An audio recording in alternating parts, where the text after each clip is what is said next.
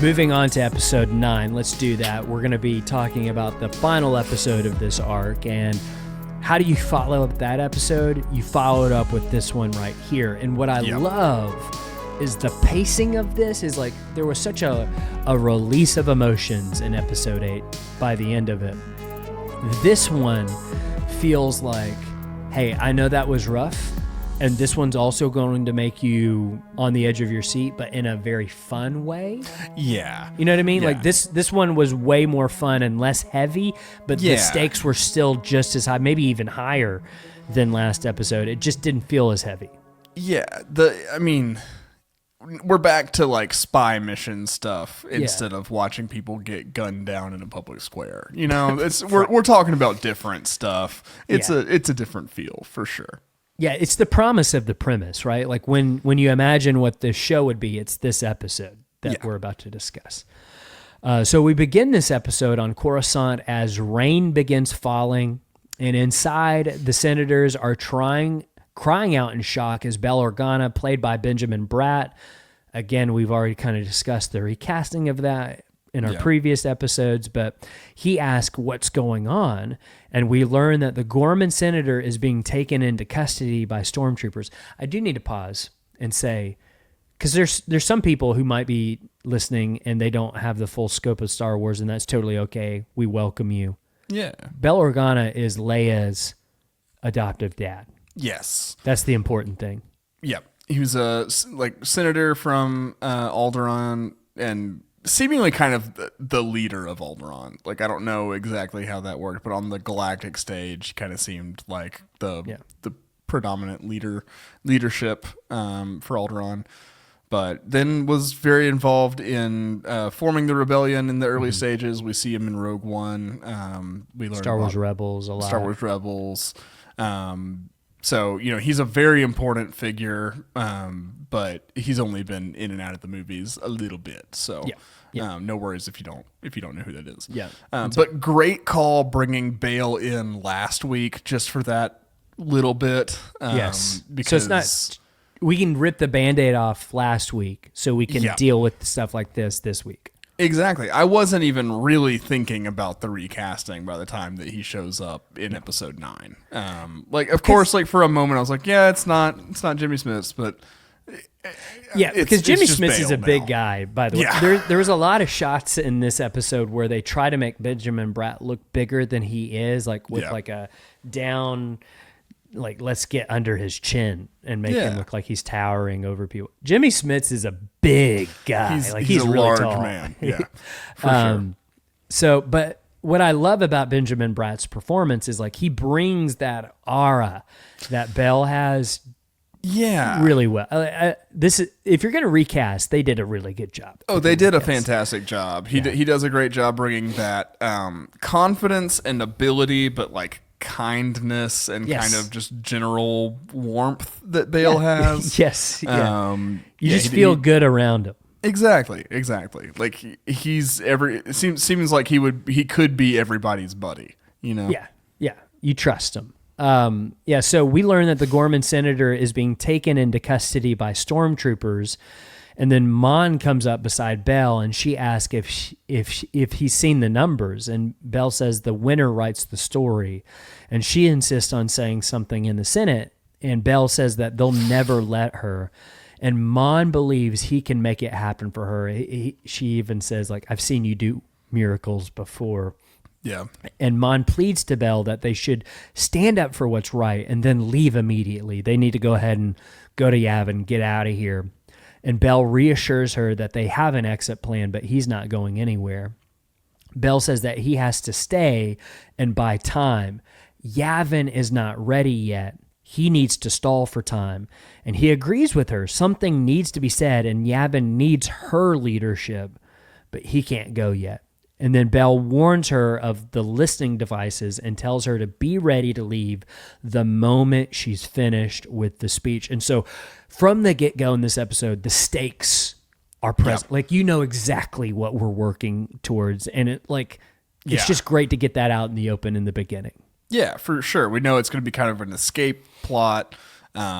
she's going to make a big statement in the Senate and then have to make a hasty exit. But it's not only that, it's setting up that to even prepare for the speech and to write it and stuff, she has to work around surveillance and being listened in on and finding listening devices and all that kind of stuff. So yeah, it's just really showing the crazy minefield, like the political minefield that everybody's operating in. It's a lot of fun too. It's like, I like this. This is fun. It's just back to like some fun spy stuff again Yeah. for this episode, which is nice. Yeah. In the gallery on Coruscant, Clea makes Cassian a press pass, and he's staying Ronnie Guja of the Mid-Rim Network. And Cassian insists that he will no longer need the pass after this mission because he's done. He is not going to do this anymore. This is his final mission. And Clea is not so sure, but Cassian is very adamant. He wants to make his own choices, and Clea counters with, I thought that's what we were fighting for. Still no Luthen around, by the way. And at this point, I was wondering, what is really going on? Is he dead? What is going on? Or was he like, I almost Captured? got that he was like excommunicated from the rebellion with how everybody had issues with him. There seemed to be a big divide. I was like, what is he hanging out with Saw now? Like, what's going on? Right. Yeah.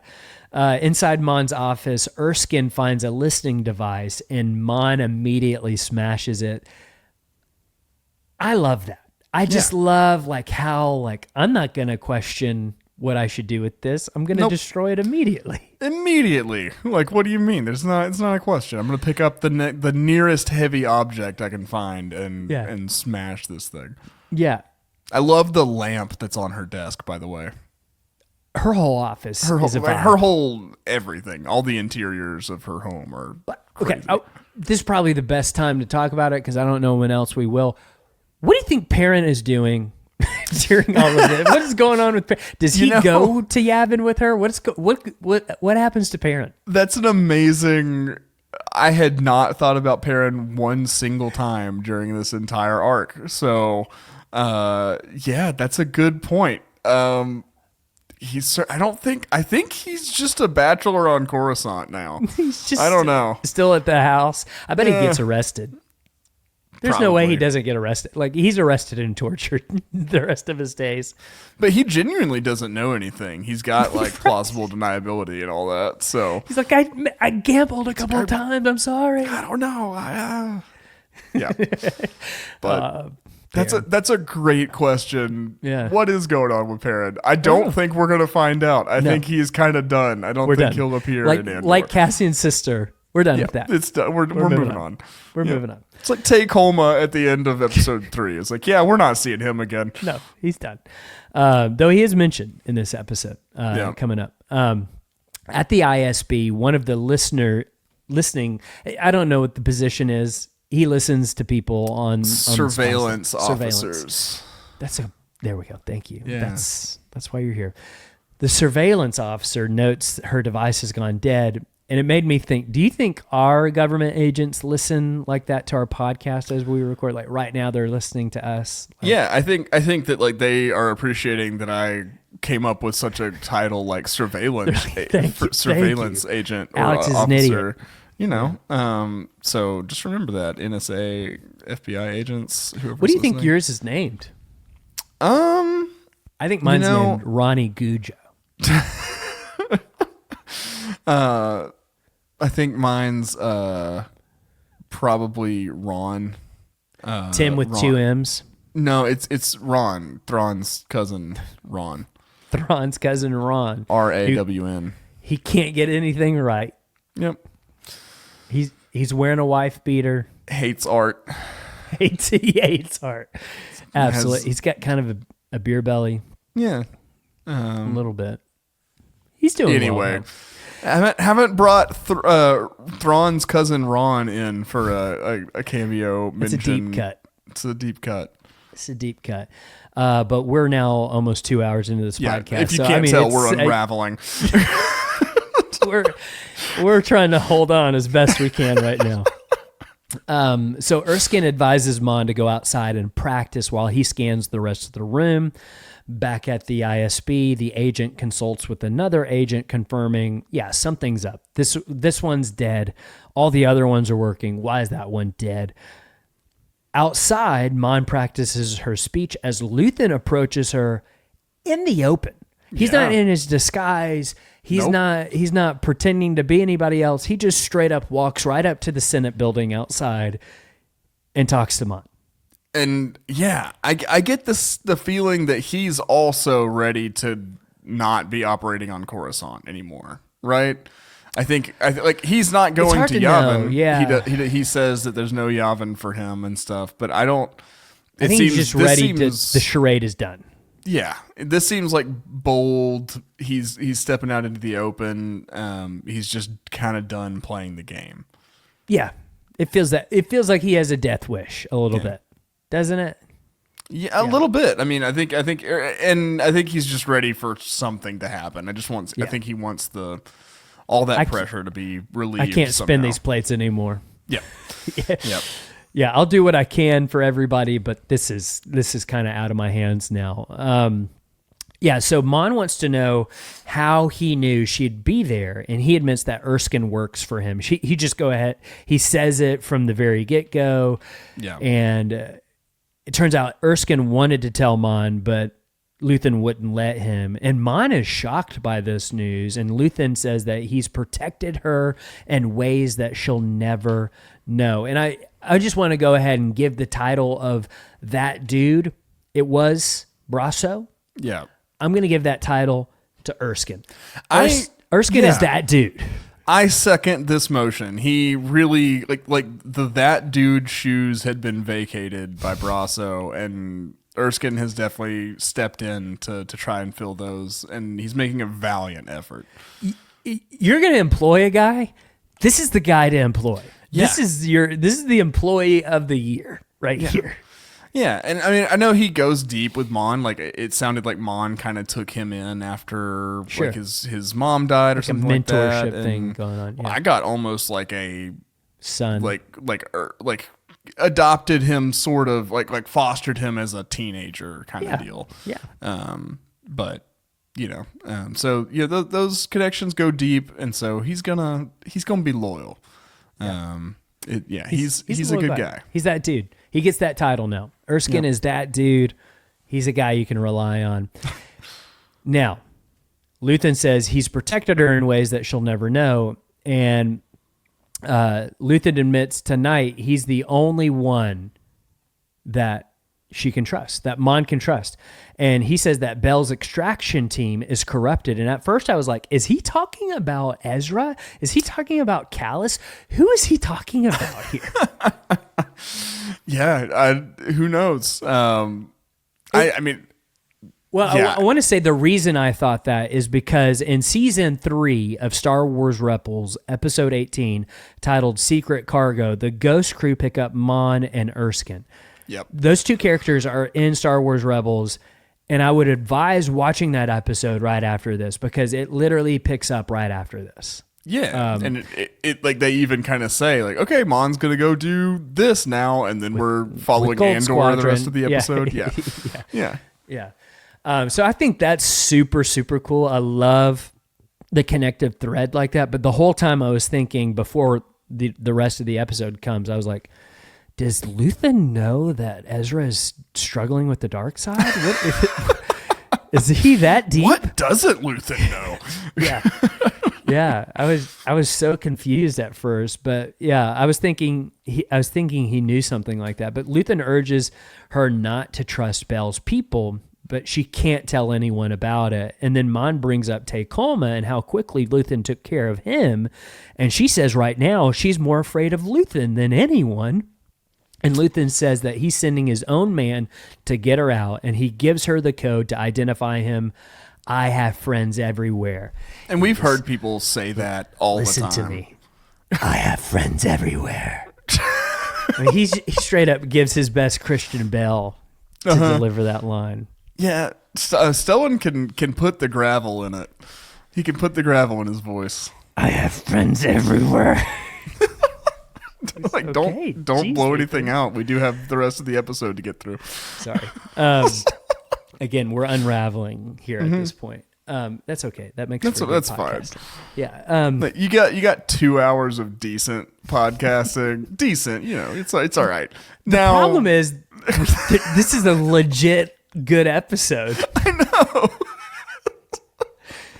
Usually we unravel when things are just okay, Right. to liven it up. Like, it just has to do with the fact that we've been talking for over 2 hours now. Like, I think that's most of the contributing factors. Yeah, that has something to do with it. But yeah, so he gives her the code, and I don't know, like, I'm picking up that Luthen hates Bell Organa. Yeah.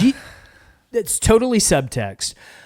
I'm probably reading into this too much, but I think Luthen looks at someone like Bell and thinks, "You son of a," because Bell is everything he probably used to be, and Bell is just operating as a rebel and still himself. Like, he hasn't burned his decency. He's the most decent man in the galaxy, Right. and I think there's probably some hatred there from Luthen. Yeah, I think that's the core of the matter. Luthen would probably explain it as, like, seeing Bale as not going far enough, or not being, like, devoted enough, willing to do enough, to get his hands dirty. But I think that's the heart of the conflict for him is, Bale's kind of everything Luthen gave up. Like, Bale just held on to it. Yeah, And like, you can't and still have it is all. doing it. Yeah. Yeah. So in the ISB listening room, Legret enters and is informed with what's going on with Mon Mothma, and then we cut to I regret to inform you. It's just a phrase that came to my brain, and I had to get on wax. All right, continue. man, when he gets that call from you, Lauren, later, it's just like, how many times have we been there at work where we're like, crap, dang it. It's coming down the pipe. It's This coming is all down the on me, line. isn't Here it comes. Yeah. So as the sun rises, Mon re-enters the room, and Erskine has finished his sweep. And then she tells him how betrayed she feels because of him, and he genuinely seems hurt. And then Mon orders him to leave immediately. So she's mad at him. I think he realizes, like, listen, I know you're mad at me, and I deserve that. Yeah. But he's still loyal because he's that dude. He's got that title now. He's like, totally, you should be mad at me. Right. And like, but his hands are tied and everything. Like, Luthen's the issue here. Yeah, right. We're not going to put this on Erskine. Erskine's the man. That guy. He's that guy. Honestly, if they announced tonight that we're continuing this show and we're going to call it Erskine, I'm all in. Let's do it. Let's go. I'm all in. Later, Cassian and Clea wait for Luthen near the Senate building. Again, out in the open. All pretense is gone now with all of this, and they're not sure if Mon will go through with it now, it being the speech. And Clea contacts Erskine, and he doesn't know if she's going to go through it with it either. And Cassian is shocked that Luthen isn't going to Yavin. They have this conversation with each other, and he even says, "There's still some bridges you haven't burned." And Luthen says, "Well, we'll take care of that today." It's just a great line. Love that. It's like, we'll check the rest of the bridges off the list. Don't Everyone's worry. going to hate me after today. Don't worry about that. Cassian says that they're going to find him, and Luthen is resigned to his fate. And Cassian once again tells Luthen he makes his own decisions. And then Luthen says something very, very, very interesting here. He says, "Is that what you've been doing? You appeared when I needed you. Aldani, Narkina, Ferrix, Sinar, Mineral, Ghorman, and here we are." Mac, I think you were hinting at this earlier in the episode. I think Luthen knows the Force is at work with Cassian. Luthen just seems like a character that would be so far from from observing anything about the Force in his current state. But I feel we talked about this in the lead up to Andor season 2 so much. I mean, so many theories about Luthen. Yeah. Of like, is there some sort of connection to the Force? Because he seems, with the Rakatan, the Kyber, all that, like he at least knows about it a great deal. Yeah. He's at least in tune with like the fact that things in the galaxy have a way of moving together and that kind of thing. And I think he can identify that with Cassian. Yeah. I don't know. Did you have different insight into that in that scene? I just kind of took that as him more. He's arguing with Cassian about what Cassian thinks his motivations are.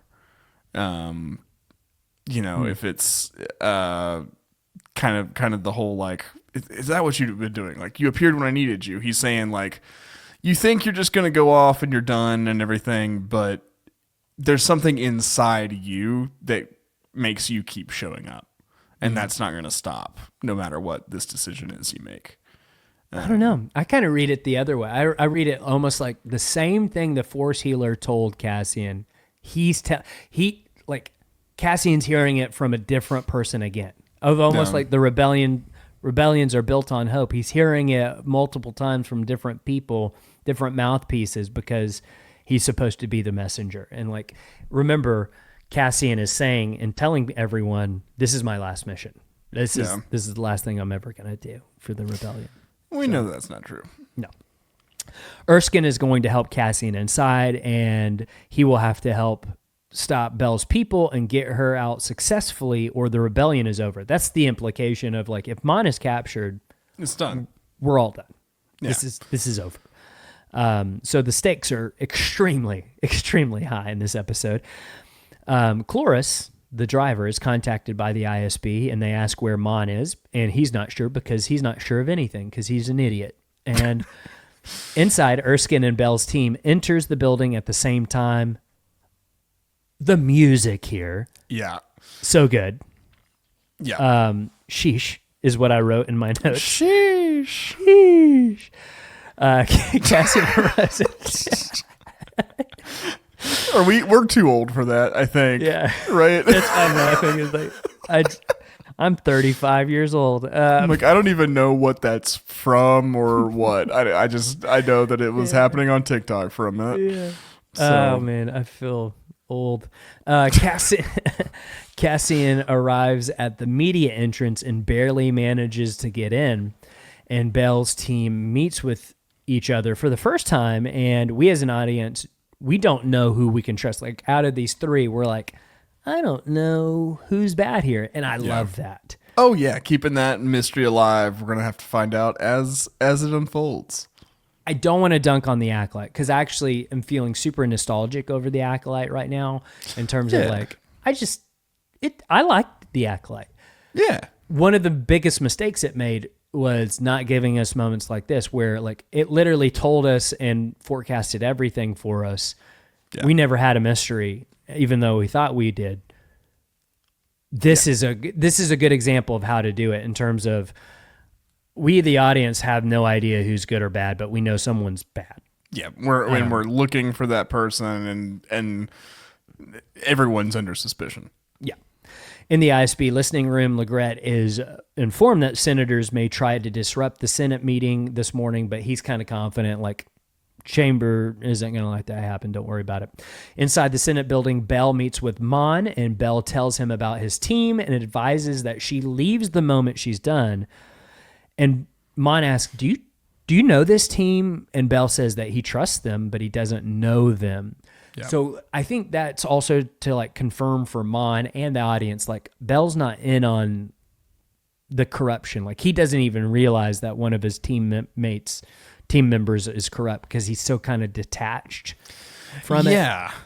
And I think that is Luthen kind of pointing out a genuine weakness of Bail. It's just hard to take Bail's earnestness and sincerity as a weakness, you know? Right. It's like, no, I love Bel. Don't you dare say anything bad about Bel. I'll fight you. Because I would be the Erskine to Bel Organa. I would love to do that for him. Amazing. Yeah. I'll kill people in their sleep for Bel Organa. I don't know why I want to say this, but I think you would have been a great squire in the medieval times. Oh, God. Dude. Nope. You're 100% right, and here's why. I can kiss a butt like nobody can. I'm the biggest brown noser. I'm just, it's one of my biggest faults. I can identify that. I can see someone and I can fluff them up. I can make them feel very good about themselves very, very quickly. Yeah. You're totally right. I would have been a great squire. I would have been a great Padawan to Count Dooku. If Count Dooku picked me as a Padawan, I'd be like, Count Dooku, you're the best Jedi I've ever seen in my entire life. What you're saying about the Republic, 100%. Yeah, I'm with you. Actually, in fact, you're turning to the dark side? Make me your Sith apprentice. I've been at the dark. I knew you were going to do this. Yeah. I'm already steeped in dark side magic. My eyes are already yellow, bro. Where were I? I don't even know. I gotta find. Do we even need to finish? I don't know. This is a great episode of Children of the Watch. We're almost there.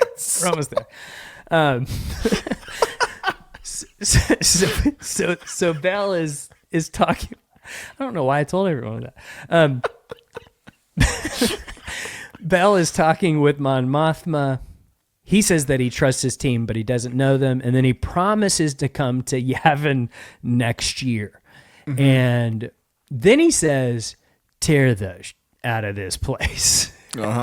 Which was kind of out of character for Bail Organa. But I don't think so. Well, especially like seeing him in Obi-Wan Kenobi and stuff. He's got that like mischievous kind of Leia's funny got side. To pick it up from somewhere a little bit, Yeah. because that's totally a Leia line. Yeah. That's Carrie Fisher all over, like that line right there. For sure. Inside the Senate, the Oath Keeper brings the meeting to An opening. It's not an opening. Yes, thank you. Sorry, words aren't working anymore. I think my biggest disappointment is Masamita couldn't even be bothered to get up for this. I know, didn't even bother to make an appearance. I figured he was the one kind of as the Emperor's representative in the Senate day to day. But he is the Erskine to Palpatine. That's correct. I mean, honestly, Masameda is that guy if you're evil. Yes. Yes, like, he is. If you're evil, Masameda will be your guy. Yeah. I've always wanted to see a Sith version of his species. Yeah. You get a couple of them in Star Wars Legacy, but I like their species would be cool on screen as a Sith Lord. Anyways, Erskine meets with Cassian outside the media room, and Cassian gives him the code word. Erskine's like, all right, let's do this. Cool. And so they leave together. Inside, the senators are just groveling at Palpatine's feet. They're brown-nosing like me. And Erskine gives him a pass to her gate, and absolutely no one in the Senate building is sticking up for the Ghorman. Absolutely no one. Everyone's talking about how big of a tragedy this was for the Empire, all of that. Bell's team stops to get their blasters, and we learn one of Lonnie's agents is the turncoat in Bell's team. That's really interesting, and I'm not really sure what that means. Like, does it mean that Lonnie is ordering this operation, and so he's a turncoat, or is it just that they got to somebody under him, or like I don't know what the deal is, but it doesn't look great for Lonnie, honestly. No.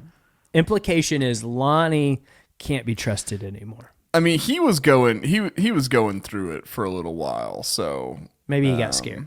Yeah. Maybe he got scared a little bit.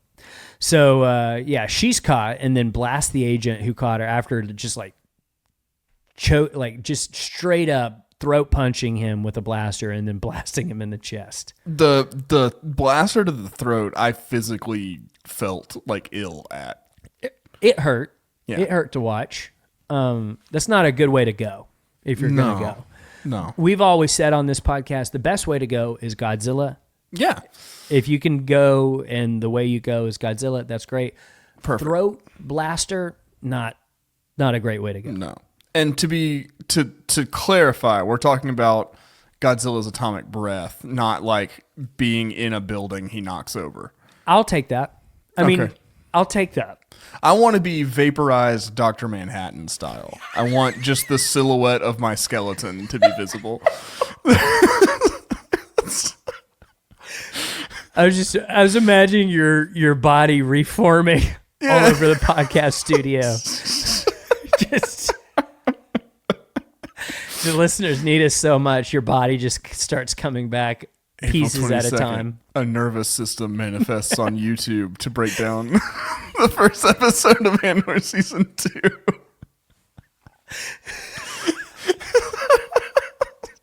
How cool would that be? I'm just talking to your bones for Ahsoka season 2. Yeah, why not? I'm like, we could do that. We could make that happen. Oh God! Teamwork makes the dream work, Alex. I don't even know where I'm at anymore, to be honest with you. All right. Okay. So I know where we're at now.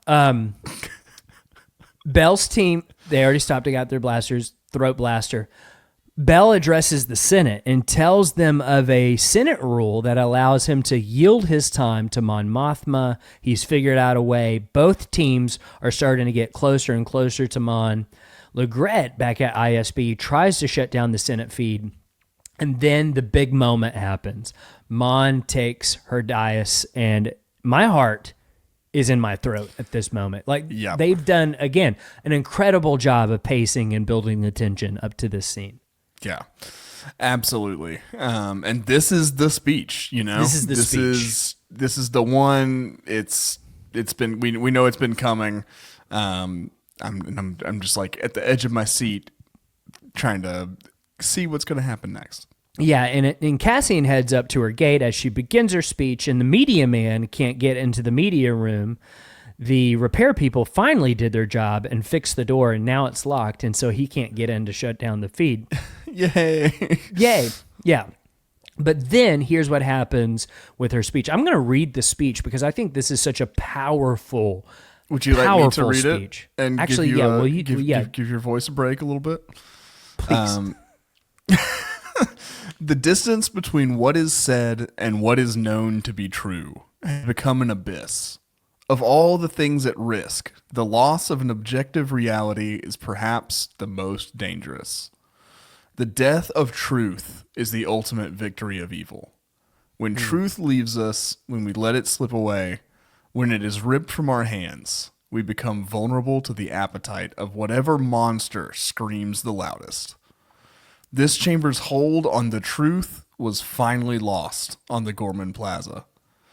What took place yesterday, what happened yesterday on Ghorman, was unprovoked genocide. And then at that point, like everyone in the chamber is like, "What?" And she goes, "Yes, genocide." Genocide. Like I said. Like I said what I said. Did I stutter? And that truth has been exiled from this chamber. And the monster screaming the loudest, the monster we've helped create, the monster who will come for all of us soon enough, is Emperor Palpatine. Dang. Oh, mic drop. Best wrestling promo ever cut.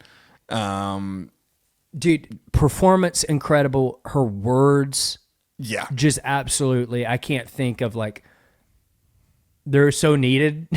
So needed. I mean, they're so needed for our modern day. Just like, like our culture and society is such that like holding on to a piece of concrete truth can be so difficult because there's just so many. We're receiving information from so many different angles at all times, and it's just so easy to get lost in all of that. But, you know, truth, like finding out what's true and holding to that, that's what can get you through something. And it's when you lose it is when you are truly in danger of losing everything. And I couldn't help but think during this scene, Mac, like how proud Padme would have been watching this speech. Because, I mean, she was kind of like carrying this same torch, you know, in Revenge of the Sith, like when she was supposed to be the Mon Mothma. Right, exactly.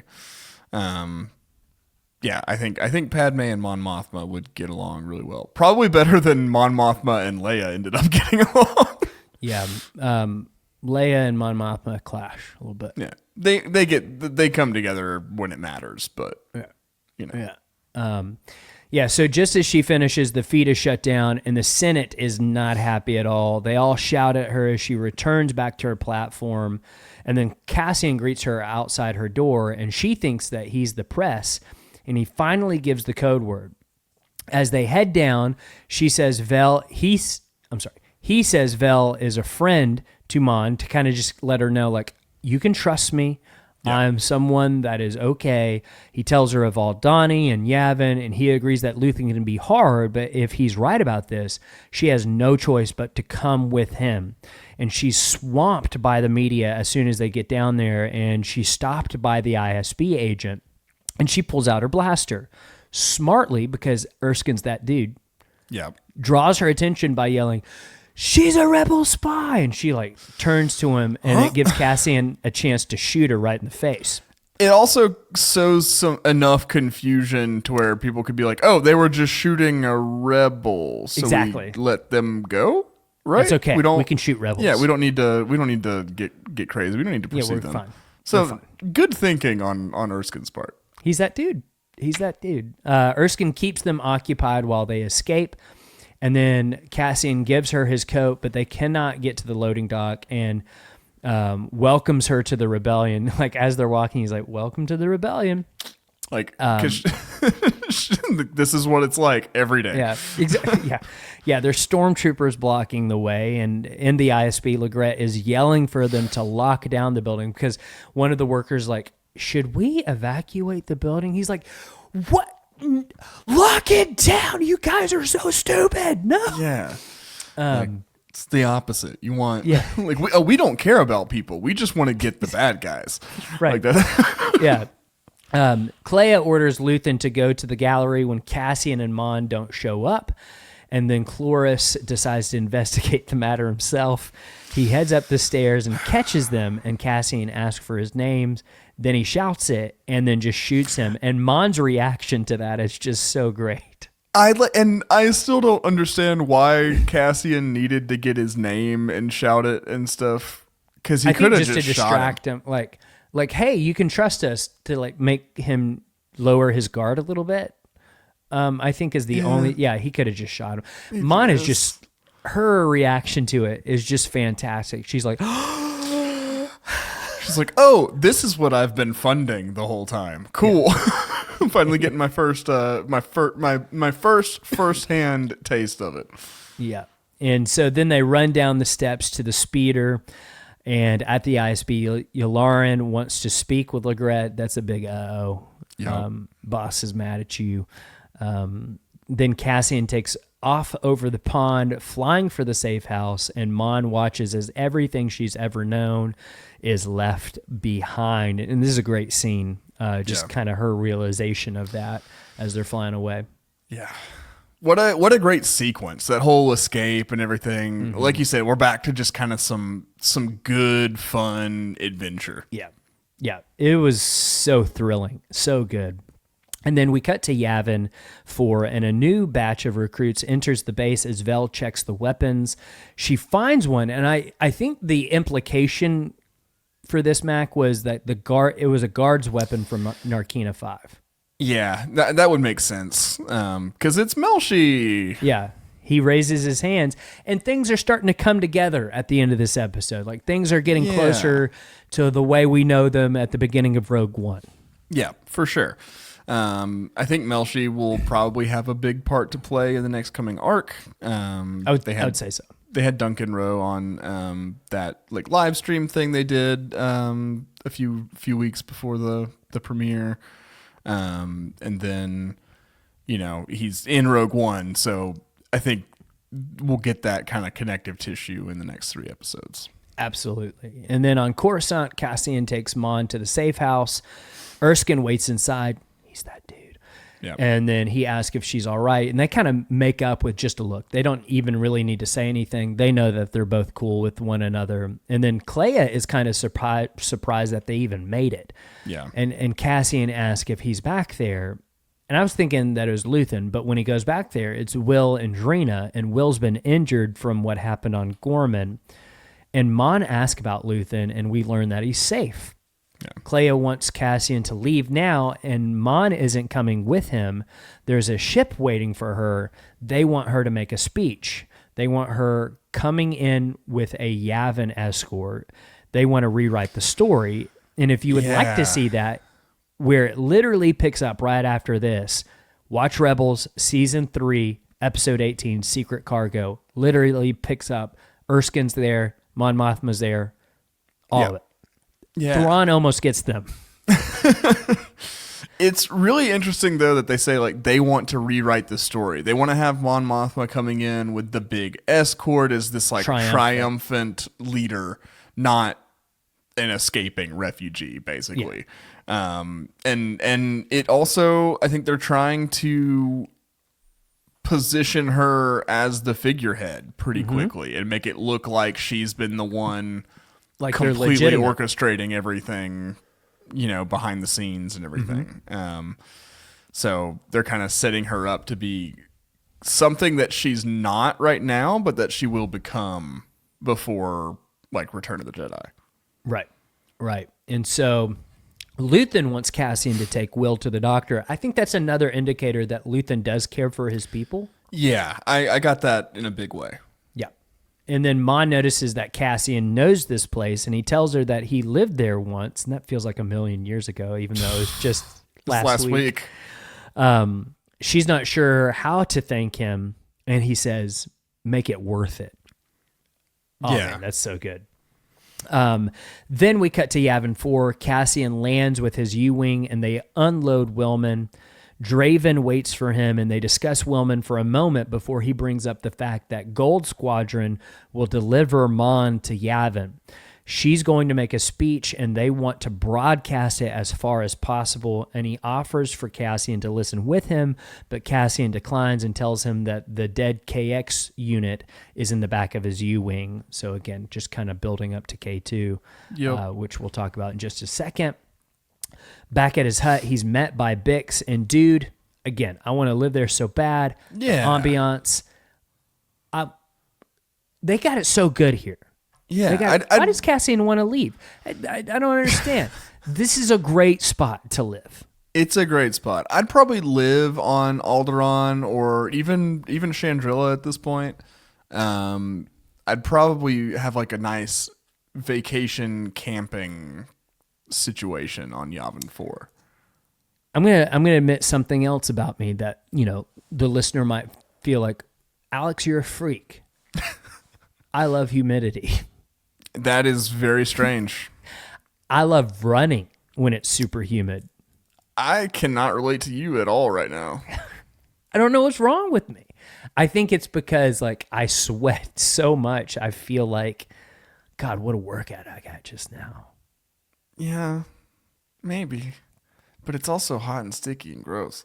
Yeah, it is. It's awesome. Okay. So I think I would thrive on Yavin 4. Yeah, I'd do great on Hoth. I would do awful on Hoth. I'd do great. Get me off of Hoth immediately. So he's met by Bix back at the hut. Love this softer theme music here too. Just great music all around in these episodes. And she's there. Later, Cassian receives some Narian leaf tea to help him sleep. I also think it's to knock him out. Yep. And he tells her that he's done. This was his last mission, and he wants Bix, not the rebellion. Bix plays along with him, but you can see she knows this isn't what they're supposed to do. Yeah. And Cassian says there's only one special thing about him, and that's luck. But as we know, there's no such thing as luck. Yeah. And there's a lot more that's special about Cassian than just that. Yeah, it's his eyes. You know. He's a beautiful man. It's his voice. Yeah. I want to touch Yaba. The texture of Yaba is something I must discover. Bix believes in him and hugs him, and then we cut to the morning, and Bix is not in bed beside Cassian. He goes out to look for her, but she's nowhere to be seen until he notices the data pad on the table, and he got that Dear Cassian letter. I mean, he just got Dear Cassian. bad. Yeah, and this did shock me too, especially given the interaction in episode 7. But I think that's why, though, right? Like, she, in her mind, she's saving the rebellion because she truly believes he is a messenger. He's gonna do something special for the rebellion. So, and she's got to leave for him to stay. Like the whole reason that he wants to leave is because of her. So she removes herself from the equation. I get that. Like it's the same reason Catwoman didn't end up marrying Batman in the summer of like 2019 or whatever that was. But yeah, like I understand that. I just thought that the Force Healer lady was implying that like where he's supposed to be is with Bix, but I could have misread that. No, that's totally what she implied, but she was wrong about it. And we know as an audience, she's wrong. Like she was just saying like, maybe he's supposed to be with you. That's the place he's supposed to be. But I think the place he's supposed to be is on Scarif dying. Right. Making course. sure that the Rebel Alliance gets... in Jyn Erso's arms. So yeah, somebody else's arms. Yeah, it's rough though. It was sad. It was a good rough. It was a good rough. Good rough. I mean, it all feels right and real and like what would actually happen between these characters, but it's sad. When it's all over, she says that they'll find each other again, and I was like, oh God. I don't. Why did you have to say that? But the intercutting between this and him running to the base to see if she's left yet, I thought that was just great, top tier editing. Yeah. Him racing through the base, just great. And he realizes that she's gone. He's missed her. And then someone calls for Captain Andor. They're getting ready to power up the KX unit he brought in. Now, I get why they've added the scene to the end. They need to because it doesn't feel appropriate right after that scene. I also had that thought. I wish they had just I wish like as Cassian got back to Yavin, they caught him as he got off the transport and was like, "Oh, the KX droid," and then they did the K2SO stuff, and then he went back to the hut, and everything happened with Bix, and we left the episode off when he went maybe to run even after K2 her. could come up and be like, why are you being so melancholy? Right, something like that, you know. Yeah, so I'm there with you. I also thought that it seemed a little out of order. It was just like after such a big, powerful moment to have the lighter K2SO moment seemed weird. Like it's literally a Frankenstein thing. Yeah, like I don't even know. But the problem is, and I'm sure they probably had this debate in the writing room. Like where you put this, you're gonna have this scene before the next week. So it's like it feels like an after the credits scene.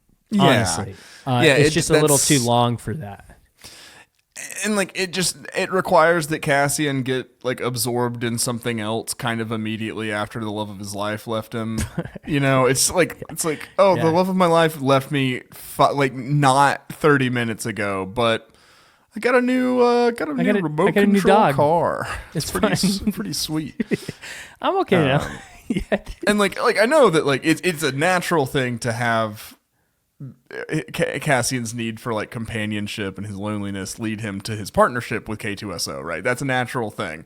Just like maybe not 30 minutes after the breakup, But again, where do you put it? Yeah. That's the issue. I think they probably ran into in the writer's room for this. But regardless, even though it doesn't feel great right up next to each other, this is a great scene. The scene itself is very fun. I love it. It's great.